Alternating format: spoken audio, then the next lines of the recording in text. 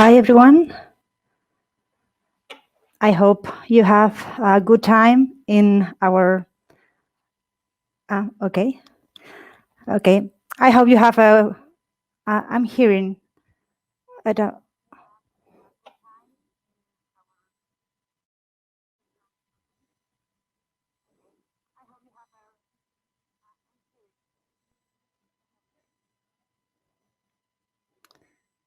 Okay, let's see. It's fine now? We hear you. Okay. Sorry, it was a little problem. So far this seminar, we've seen that not just farmers, but also the other actors in the farming system are really relevant to turn the farming system more resilient. And this is why we organize this session, to give a voice to those actors in the farming system and see how they see their role in the farming system to improve the resilience of these systems. So the first thing I would like to do, and also on behalf of all the researchers in Surfarm, is to thank the co-creation partners, the stakeholders that have been involved since the beginning of the project and have helped a lot us to get these results. So the first thing is thank you, the presenters today in this session, and also the rest of the stakeholders that have been working with us during the whole project. So let me present the people who will be talking and sharing with us their experience from the field, their reflections from the field. Rob Bessel is with us today. Is from Baker Barendrecht. It's a fruit and vegetable company from the Netherlands. Michel Klopkenhauer is also with us from Rabobank. Sebastian Mahler is also with us from GBF Insurance. And finally, Inés Isabel La Moneda is also with us from the public sector, the Ministry of Spain, from Agriculture, the section of agricultural insurance. Koert Berket is another of our co-creation partners, but he couldn't attend the meeting, but he was so kind of preparing a video telling us his experience from participating in our project, and also he provides us his reflections from the field. So please, Javier, if you could place the video.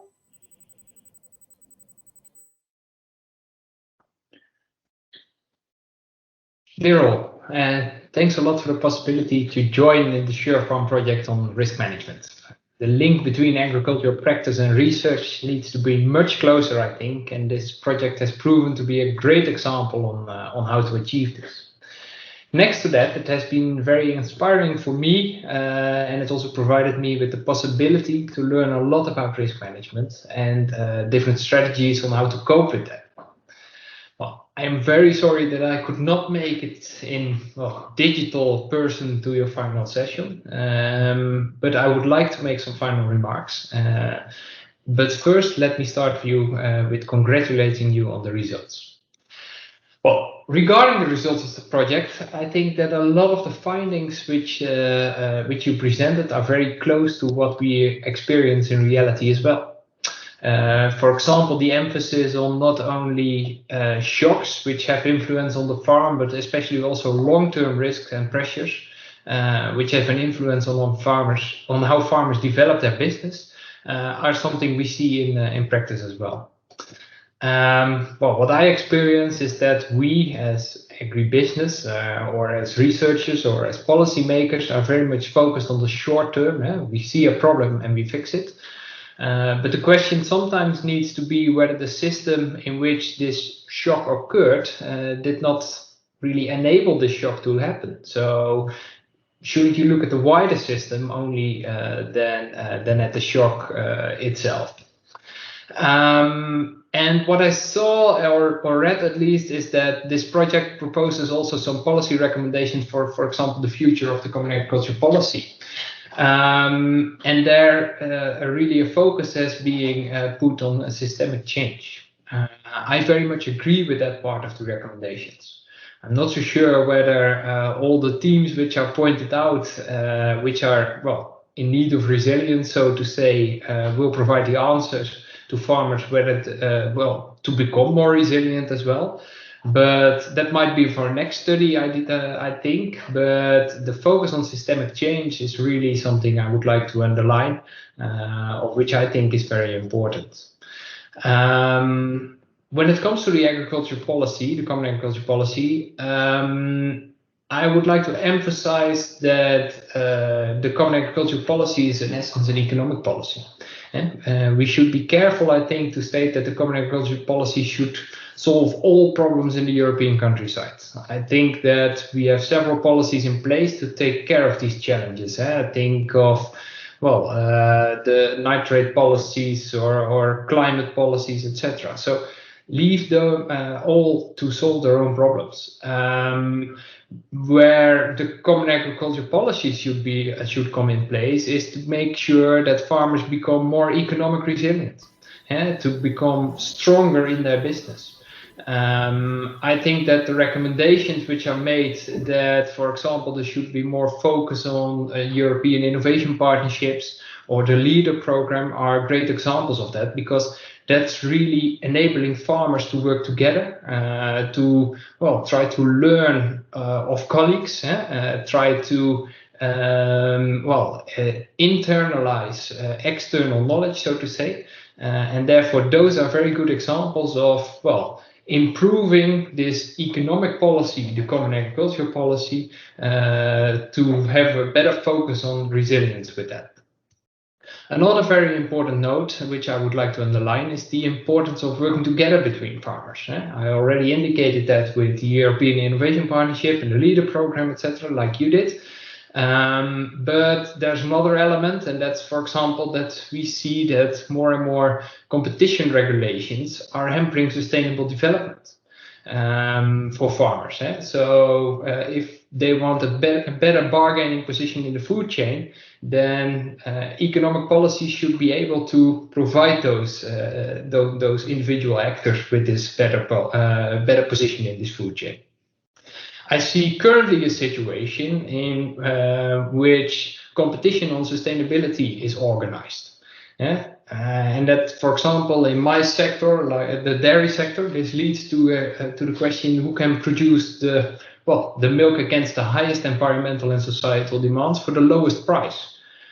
This seems very nice for the short term, but I think that on the long term, this will lead to an acceleration towards, well, bigger farms who have more and more focus on low costs.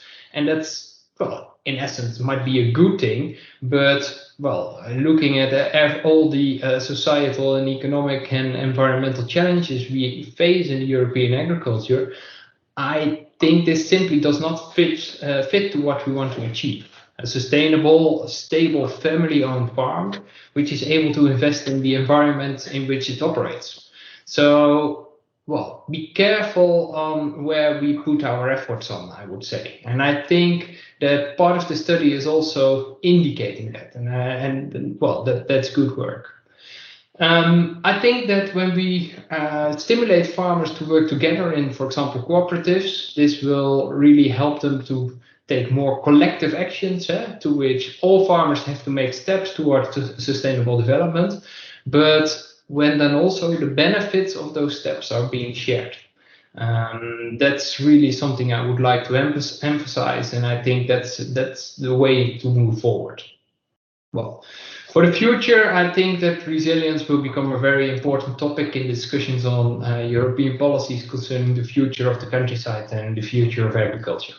And there are several ways to achieve this, but I think that economic resilience of farmers is key. If farmers are able to earn a decent income, then one can steer a bit on how this farmer and his farm will develop itself. In the end, economics are leading for the farmers, and we need to recognize that. So we can ask and demand all kinds of things for them, but in the end of the day, the farmer has to be able to pay its bills. So for myself at Frischmann Campina, I will continue to work on organizing this decent income, of course, following out of the milk from our member farmers. But well, also as a result of this study, we will also engage more and more in the discussions on the future development directions of the sector. I think that's something we as a large cooperative should do more often. So, well, let me then end my remarks with again thanking you all for your work. Congratulations on the results. And I really hope that we will meet again in person in the very near future. Thanks again, and goodbye. Thank you very much, Kurt. Really interesting presentation and key ideas about long-term pressures, the relevance of long-term pressures, the cooperation between farmers, the bargaining power in the value chain, the economic resilience.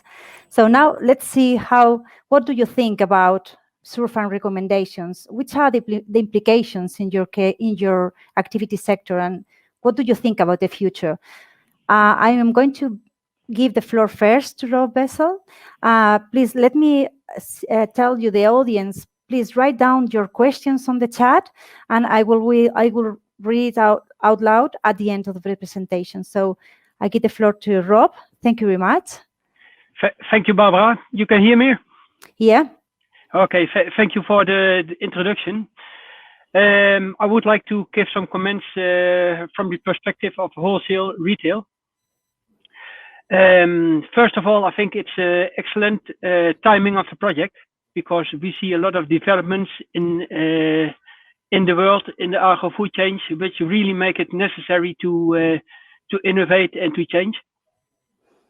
First of all, we are working for consumers in the world, and they really expect affordable, fresh, healthy, and sustainable products. So I think we really have to work on that.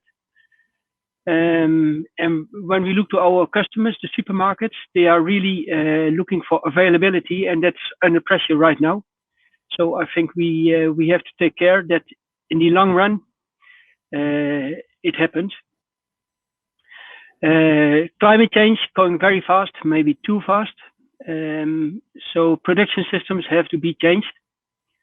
And what we see globally is that agro-food chains are moving very fast. So it makes it necessary to change all the time. That's the first point. Second point is that we see that the landscape of producers is changing very fast. The intensity and the production scale is rising year after year. And producers are specializing on profitable crops and profitable activities. And what we also see is that there's more need for capital and more capital in the different companies, because they are increasing in size. And it also makes it necessary to make a change in financing structure of these companies. And another point of in this landscape of producers is that that the management of the companies is changing, and that we see it clearly because the skills on labor, technical growing, robotizing, artificial intelligence, etc., is changing all the time. So we really have to look to the management structure. And third point I want to point out is our focus in the chain. And our focus the last few years is more on strategic sourcing, development, innovation, and the way of cooperation with the existing supply chain. And the main focus is to assure good availability and quality of sustainable products in the shelves. And to make that happen, we really want to strengthen the cooperation in our chains with retail on the one hand and with the producers on the other hand. And that's really necessary to give an answer for the challenges we see for today and for tomorrow. Mm-hmm. Okay, thank you, Rob. Good to see that you focus your intention to boost this cooperation between farmers. So good to hear it. Okay, let's see. What do you think, Michel, about our recommendations and which are the implications for Rabobank? Yeah, thank you very much. Thank you also for me to join this conference, and I think a lot has already been said. Many thanks, I think, for all the insights shared in the last couple of years. Of course, due to COVID, we were not able to, let's say, to elaborate, let's say, on a glass of wine or whatever. But I think that that for me it was been, especially the first step in it was in Romania, where I learned that, let's say, the farming systems is much more than just a farm, and I think this is probably the first recommendation I'd like to stress out, is that that scoping of, let's say, the project of the system. What is the farm? Where does it stop? And I think that's also what Rob and Kurt mentioned, that of course being in the value chain, it's more than just the farmer, and that's one of the insights not only in this project, but what I see on a daily basis is that, let's say, the farmer is often on his own or her own, and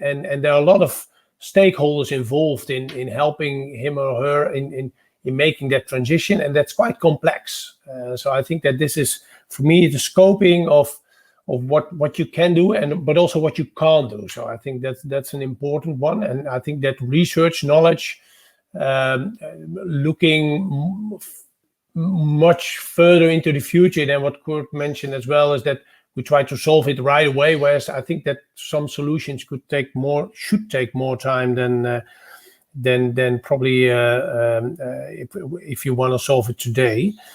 I think the most important for me is that resilience is indeed also a risk factor, and if you are resilient as a farmer or in a farming system, that as a bank, we as Rabo also look much further than only, let's say, the entrepreneur, the farmer itself. It's more and more, and that's changed quite rapidly in the past, that we're looking into how is the farm connected in the system, and is it more than just the farm, and what are they doing to make that transition work? And what we're trying to do as a bank is that we want to support or facilitate, let's say, the creation of new business models. And this is something which I think Kurt also mentioned in his video call, is that we don't want to have, let's say, a challenge on who's the most sustainable, let's say, product or service, but I think we have got quite a big challenge that we want to change, let's say, the farming system as a whole. And I think this is something which I really think that by working together, working on business models, you need the value chain. So this is why it's interesting in this group that we've got Kurt, Rob, and Ines on looking how we can help, let's say, the farmers because often they make the less money compared to the other partners in the chain, how we can help them, because without farmers, you don't have products. And let's say the last part I would say is that, and that's why I always like these kind of projects, is that we need to monitor, we need to have data, we need to have insights on how can we track the changes in the value chain, but also at farm level. This is where we as a bank really push hard on creating innovative models, systems, to also make it clear for a farmer, but also farmers who are not there yet, what the impact could be. So I think that having these kind of bigger systems, the urge for data, there's so much data available, but we must find ways to use that, and also then make that connection into business model. And that's not, it's also part of the bigger program. But for instance, we at Rabo started the Carbon Bank, and this is quite early, but I think that there are ways in the near future ways we can, let's say, push the business model, the income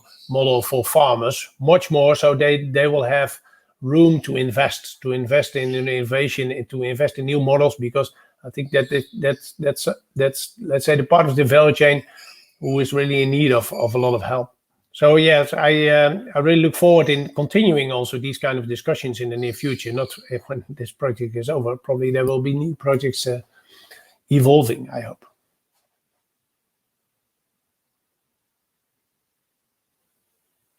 Thank you very much, Michel. I was unmuted. Yeah. Thank you. Okay, now it's the turn of Ines. Isabel, what do you think about our recommendations? What have you learned in SureFarm? Which are the implications on the future? Good morning. First of all, I would like to thank you for the opportunity to participate in the co-creation group, because it has been a big chance to learn a lot. And also I hope that we have done our part. And from all I have learned about resilience, I would like to highlight the holistic approach. The holistic approach for challenge, because the challenge to face in the short and long term, we can't forget or underestimate any of them, and sometimes they are accumulative, and I think that's something we cannot forget.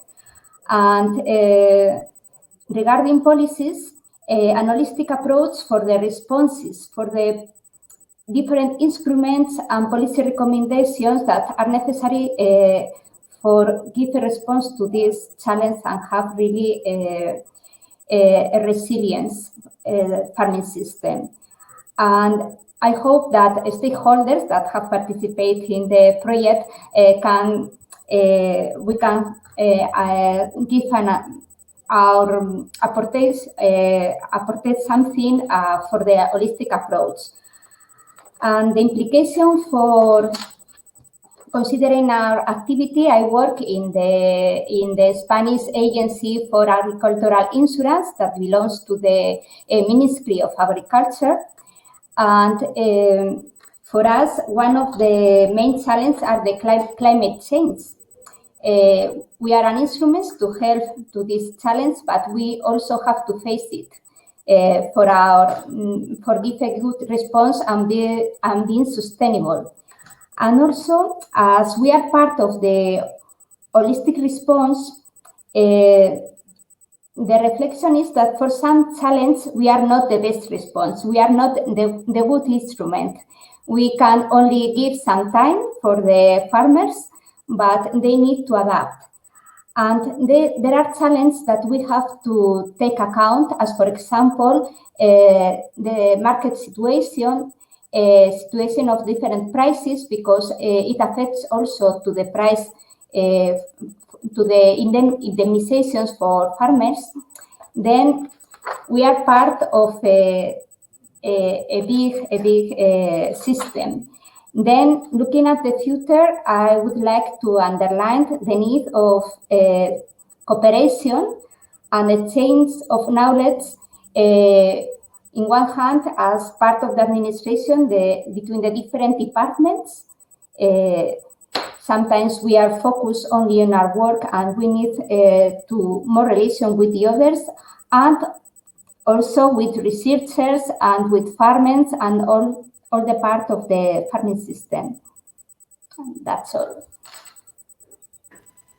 Okay, thank you very much. It's nice to see that, or to hear that you like the idea of taking into consideration not just shocks, but also these long-term pressures that are affecting the farming system, and also the relevance of cooperation between the actors in the farming system. So I'm happy to see that there are some currents, there are currents between what we found and also what you feel that is important for the resilience of farming system. Please, the audience, I ask you to write down your questions for our Surfarm co-creation partners. I must say that Sebastian Mahler is late because he's already participating in another seminar, and the other one is is getting more time for him to participate. So let's see if he's able finally to join us before the end of the session, but let's continue with the questions. I have here in the chat some questions. For one question for Rob. Is the wholesale sector ready to work with more diverse farming system? They may be less efficient on the volumes. What do you think about this, Rob? You're unmuted. Yes, thank you for the question. I think it's heavily depending on the product and the region where you are talking about. Right now, we are working with very small farmers and very diverse farmers in some areas in the world. And it's a matter of organization, I think, in the end. So it's possible, yes. Mm-hmm. Muy bien. Let's continue with the questions. I think that also for Rob, maybe from my side, I think that small farmers, but then probably they will have the same sort of product. So you have small farmers, but they produce, let's say, a similar product, because otherwise you'll have probably too much product market combinations. Isn't that part of the question on your, let's say, in the value chain on logistics? How much can you, let's say, on the practical part, can you really supply, let's say, in your value chain? But also, I think from the consumer point of view, how much can they, because that's also something what Kurt mentioned on, let's say, different package of milk with more or less sustainable milk, whereas you've got maybe flowers or you've got butterflies, or where's the difference? What's your experience, Rob, on the consumer side? How much can they consume on the different levels of sustainable or resilient products? Do you have any experience on that? So I think from the logistical point of view, it's probably that's possible, but from the market's point of view, how much room is there for how many products can you really push into the markets? I think push. We are not working on push level. We are working on pull level. I think that's important. And I think what's very important is that's heavily depending on the demands of the customers. And the demands of the customers we see the last few years after COVID is that they really appreciate more local produce and more Dutch produce in our case. So really focusing on moving our supply base to more Dutch produce, for example. Let's give another example of very small farmers, like for the fine beans in Madagascar, we have about one supplier with 3,000 small farmers. So you can organize it and you can do it in a way. But of course, I think the consumers, they are asking for sustainable product. And I think we have to give the information to them so they are really confident that it's sustainable.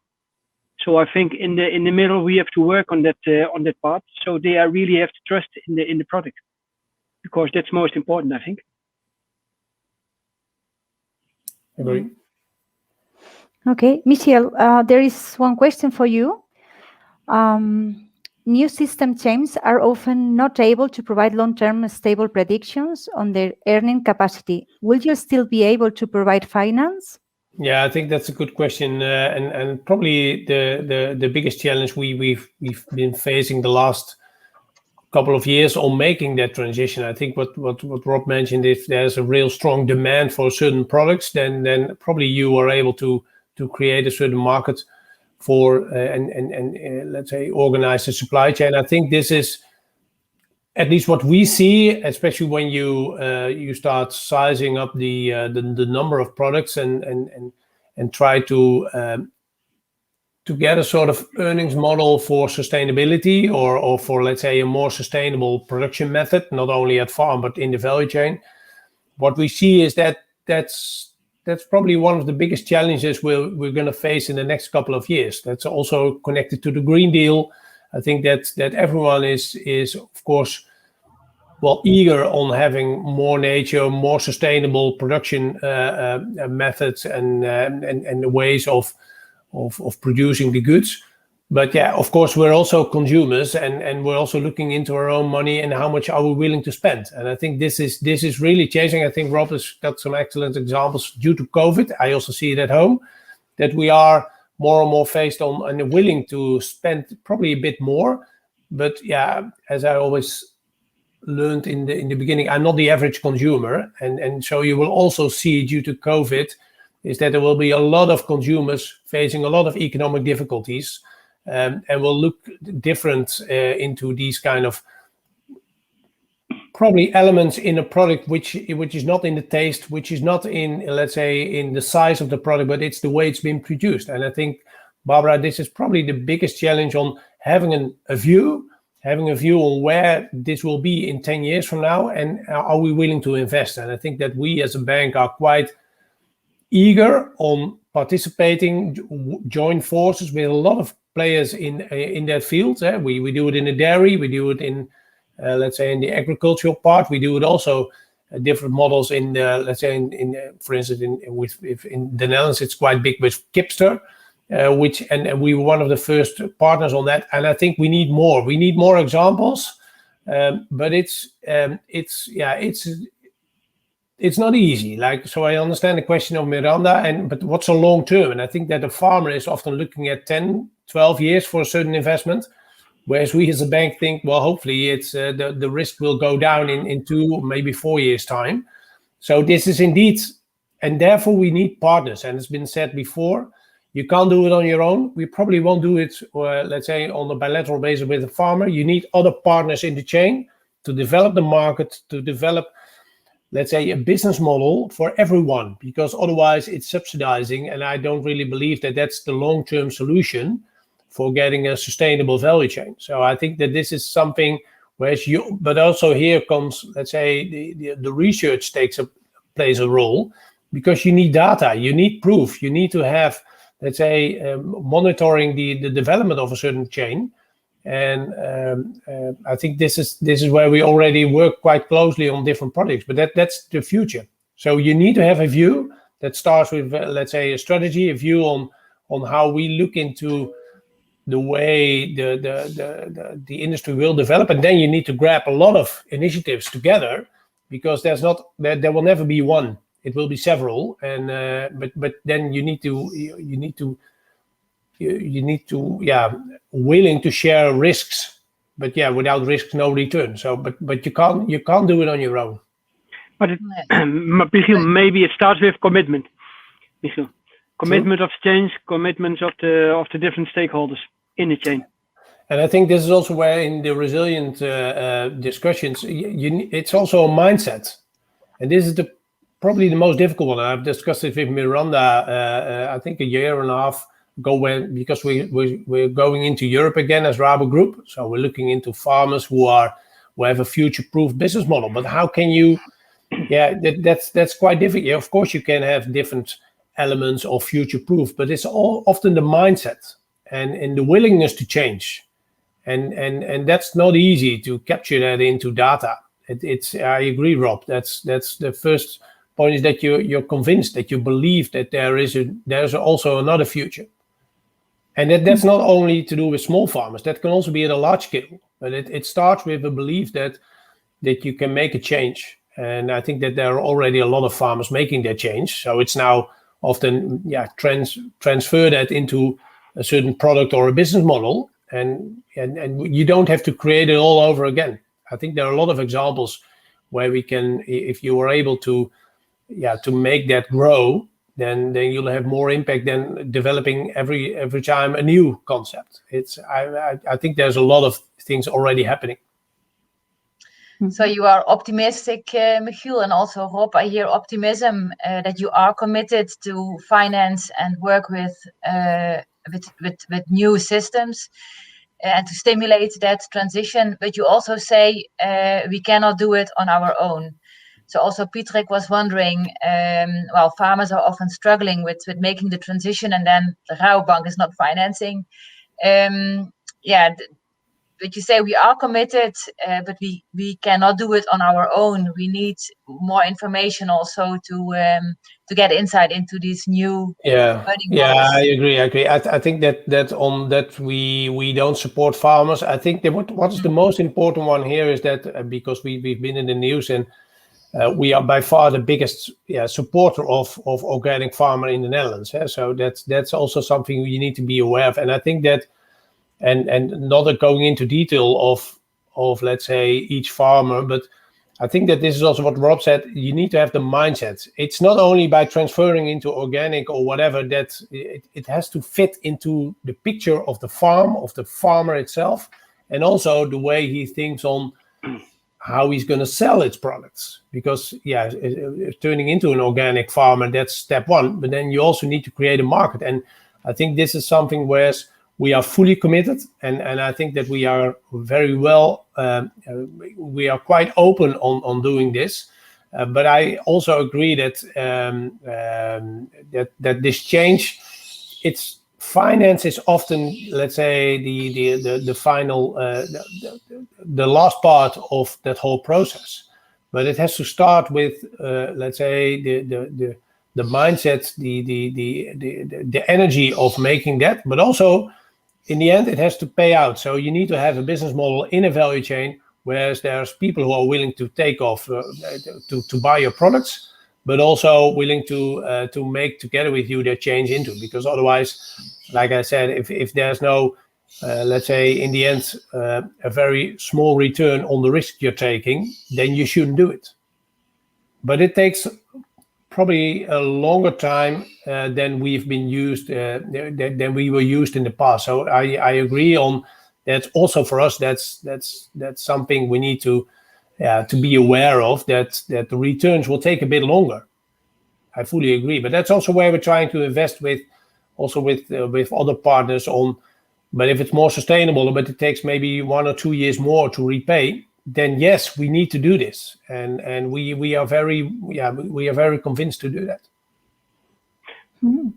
Good to hear it. Well, I think we have to look very smart to the change, and to be sustainable is not always has to do with big investments. For example, when you look to the waste currently in the change, there's 1/3 of the total volume is wasted. So when we can reduce, for example, this kind of waste, everyone will earn more money with this. So it can be quite simple.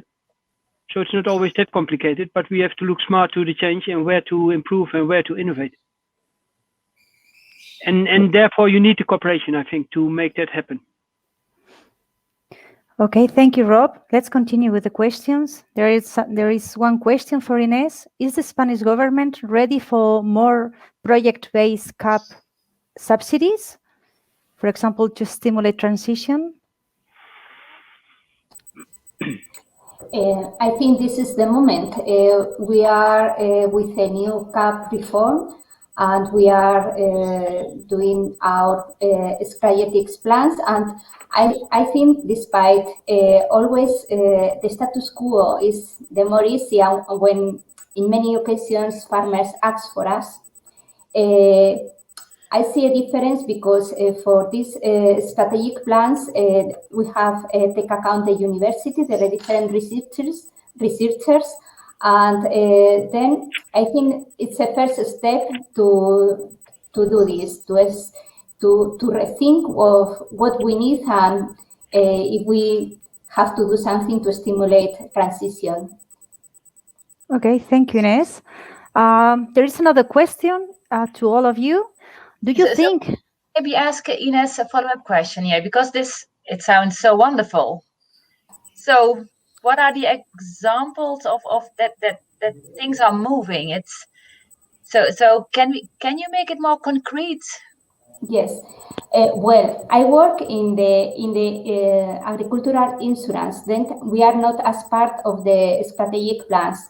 But I know Barbara know more about it because where she works is one of the universities that have been part of the studies for analyzing our farming system, for doing these strategic plans. Not only the University of Madrid, also others. Then from what I know for previous CAP reforms, that wasn't so. There were not so much participation of researchers.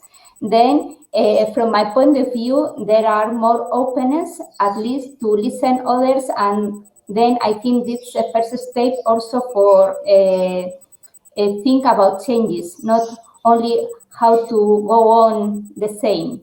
Yeah, oh, that's where it all starts. It's also what Kurt mentioned, that we need to think about this. You called it systemic change, you can call it transition, but yeah, very, very interesting to hear. Yeah, thanks. Thank you, Miranda. Let's continue then with the questions. This question is for all of you. Do you think the consideration of the farming system as a whole alleviates some of the pressure expectations on the farmer and helps to see the bigger picture and adapt your respective solutions and help provide it to them? The focus is now on you, not just on the farmers. What do you think?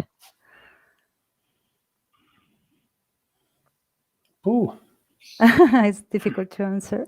Yeah.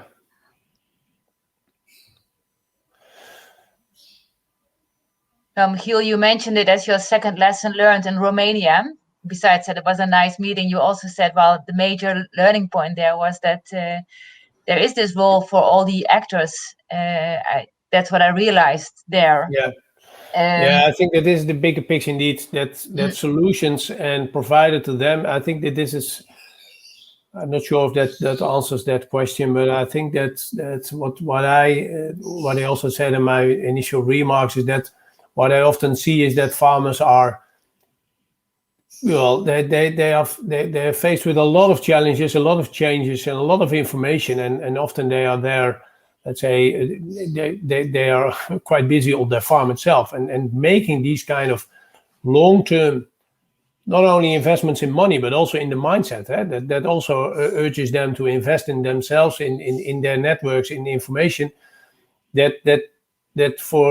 To create a bigger picture on where it's going, and I really see it also at within the bank. Often when we have all kind of discussion platforms, even now digital, which works quite well, but also let's say in an average small village, that farmers are very resilient in general. They are capable of making a lot of changes quite rapidly. They are very entrepreneurial, and I think but helping them creating a sort of bigger picture on where it's going, and helping them on certain investments, shortening also the investment cycle. That's probably one of the challenges we as a bank are looking into, reducing the risks and seeing if we can push more into pay-per-use instead of owning, let's say, a certain investment for a long time, whereas you can only, because it goes that fast, that helping them creating that bigger picture and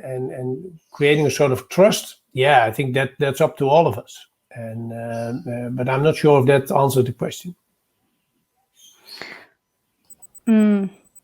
Yes, let's move, because we have just 3 minutes left to finish this session. So let's move to the last question from Alphonse Alban. This question goes to Rob. I have the impression that retailers focus very much on current procurement. However, given the citizen and consumers expect higher sustainability of agriculture, how are retailers engaging this to develop future procurement? Okay, I think it's a very important question for us. On the short term, of course, we have operational plans with our suppliers and our supply base, how to organize and what to do. But of course, we also have heavy strategic plans for a longer term, for a midterm and longer term, to assure sustainable products in the shelves and to secure innovation in the shelves. So we have as well short-term plans and strategic long-term plans. We combine it, and it's really essential because we never can.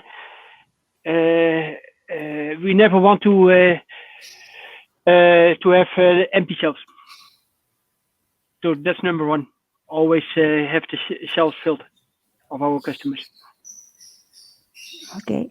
Yeah, that is indeed the focus on procurement. I think that's also what Alphonse implies. There's always this, we don't want empty shelves, important.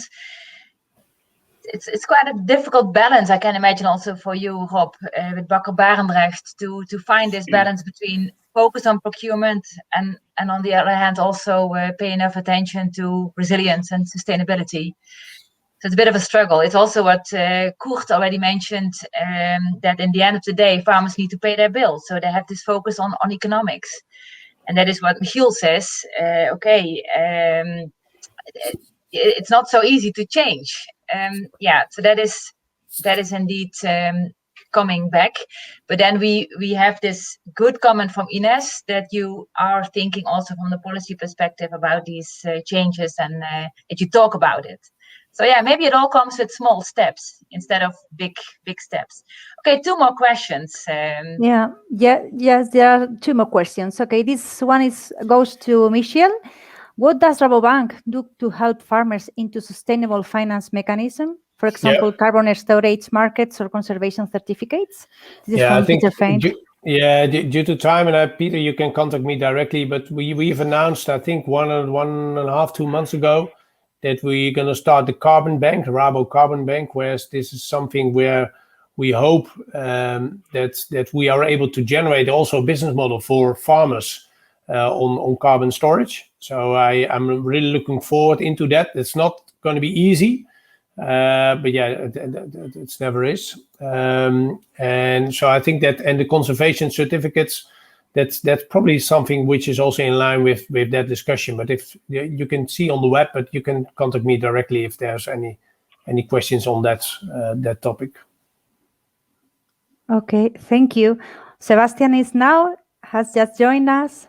Hello, Sebastian. Nice to meet you, see you. Hello. Sorry for the delay. We had a lot of technical problems to solve. Okay, no worries. We have some time, Miranda. If you agree with, we can let Sebastian to tell us what do you think about SureFarm recommendations. Which are the implications you see it has on your sector, insurance also, and how do you see the future? What is the role of insurance companies to improve resilience? Well, how should I start?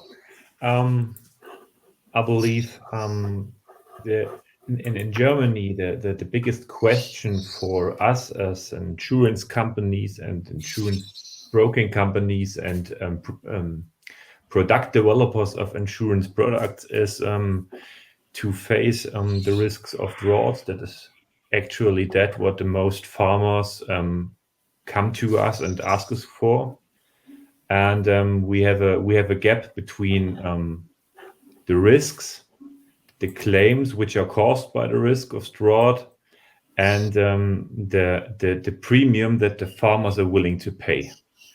And actually, we are working with a lot of people on this question, how to cover this gap. Because I do not have the opinion that it will solved by the state or by money which the state gives to us as insurers or to the farmers. But actually, that is one of the biggest points we have to solve. We are dealing with. Mm-hmm. And I do not know if for the next I say a couple of years, maybe 2, 3, 4 years, there are other topics for us because of questions of the insurance part. What our customers say to us is we think we are well insured. Sometimes we have a different opinion about that. And drought is a risk. They want to cover, but they don't want to spend the money which we actually think we need to cover it. So we have a long dialogue with the customers about that question, and that will be hard work in the next 2 or 3 years. So that's the main point from us, and actually I cannot say more because I just started. Yeah. I'm sorry. Okay, no worries. Just to give you some time to reflect. Okay, so I see that you need more information from farmers to adapt your products. Yes. and we are looking for the correct format to collect this information. We developed some new since a half year, so we have online events with 20 to 30 farmers, which they use really good, and we discussed these topics with them in these events. But we already started this. Okay. Sebastian, can I ask you a question about that? Yes, please.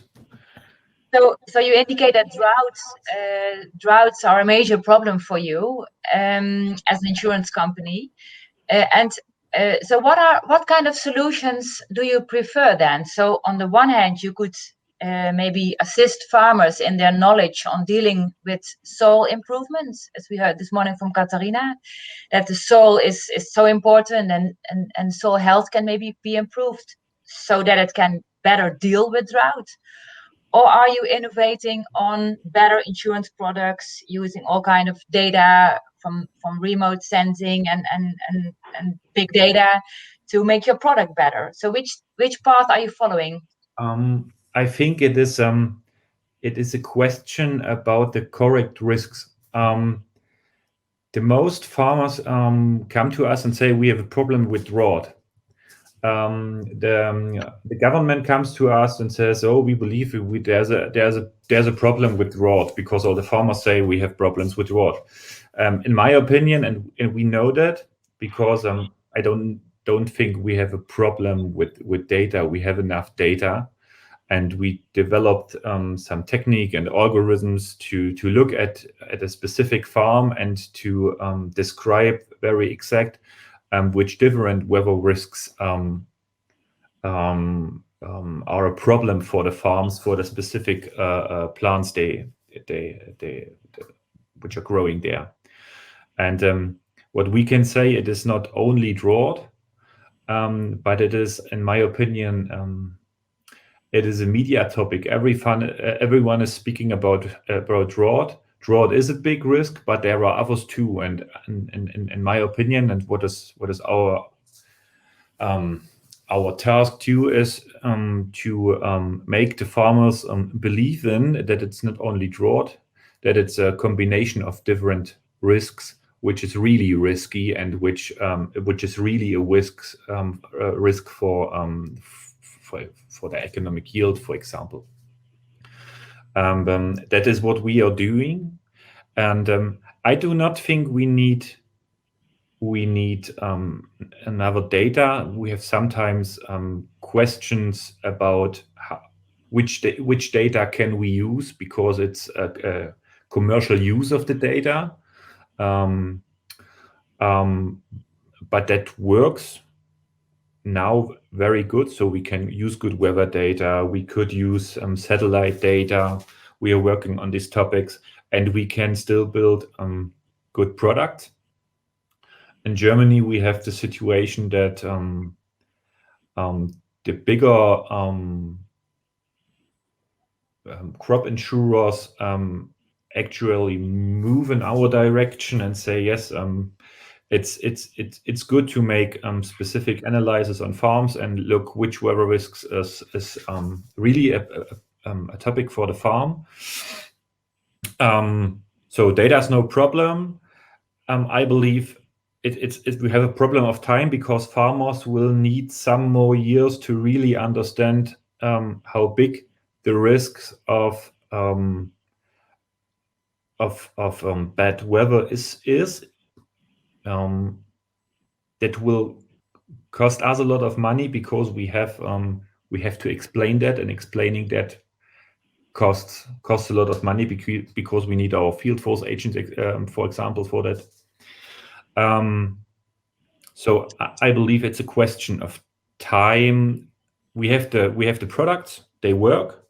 We have a problem with the premium, because Sebastian, I'm going to be very impolite. You say that you have a problem with the time. I think we also have the same problem with the time. So I think I'm going to stop you. Very impolite. Sorry for that. I heard your message. You say, well, it's not only drought, there are other risks, and we try to work on both pathways that I mentioned. So thanks for that reflection. Barbara, floor is yours. Yes, now just saying thank you very much, all of you, not just for being today with us, but also for your collaboration through the whole of the project. So thank you very much. Now the floor is yours, Mariana. Just one note. There are some questions on the chat that have not been answered. Please, those who want to talk to these co-creation partners, you can do it in the chat or also in the networking room after this session. And okay, The floor is yours, Miranda. Thank you very much. Yeah, thank you. And I asked Javier to leave all the speakers on the screen because I really like to see faces of people who have been involved in the project. And of course, there's many more. Unfortunately, we are not able to show the whole Sure Farm consortium. Well, the topic on the agenda now is looking forward. Before doing that, I'd like to look backwards a few seconds. Looking backward is, I want to show through this stupid screen a lot of appreciation for the work done. In the first place, to the Sure Farm consortium. You could see this morning in the slides that we had 11 farming systems across Europe involved in the project. There has been so much work done. We used these 22 different methods to assess resilience, and the work has to be done in the field. Of course, we can think of nice methods, but in the end, it has to be done in the field. So thanks a lot to the whole Sure Farm consortium. We started the project with a dinner at our home place in the garden. That's so much better than this. Anyway, this is now how we should do it. I hope that dinner in the home place comes again in another occasion. Thanks also for the extra work done. So the analysis on COVID last year is totally extra. Normally you do European projects, you do the things you have to do, and everyone goes to the end of the project. But we did so much extra activities, and well, a lot of thanks to all of you for that. Co-creators, it was not only you, but also some other people involved. Thanks a lot. It's always good to get critical reflections from the field. Rob visited a few weeks ago at our place at home. And my husband said when Rob left, so there was a critical person.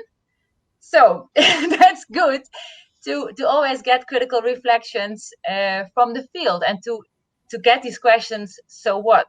So what are you recommending? What is the things that we should do with your recommendations? So I really like that. And also, I know, Michiel, you also like to see, so now what? What can we do with these future-proof recommendations from the project? So thanks a lot for your insights that you shared. Also, Ines and Sebastian, the same to you. Scientific advisors, a big applause to you. We had 4 of them, also critical to our approach to the framework, a lot of stimulant to think critically and to publish good work, and to so very, very warm thanks for you as well. Thanks for the audience today. I can't see you. I hope, well, if you have further questions, you can always ask them. Well, that was enough about looking backwards. Looking forward, if you look to the recommendations from the project and you look to all the policy briefs, business briefs, newspaper release that will come in the following weeks, we are not ready. That is for sure. Whether you call it resilience or risk management, like Koert did in the beginning of his video, I don't care whether it's risk management or resilience. The point is that we are not done yet finding solutions for the challenges that farming systems are facing. Of course, we have good suggestions, we have good recommendations, building on a systematic analysis. I'm super happy and proud of that, but we are not ready. And we, as a Sure Farm consortium, we also think that it has value to stay together as a group, because we speak the same language, we speak the same resilience language, and we look forward to continue as a group in the think tank, we hope, for resilience in Europe, of course, with a focus on farming systems.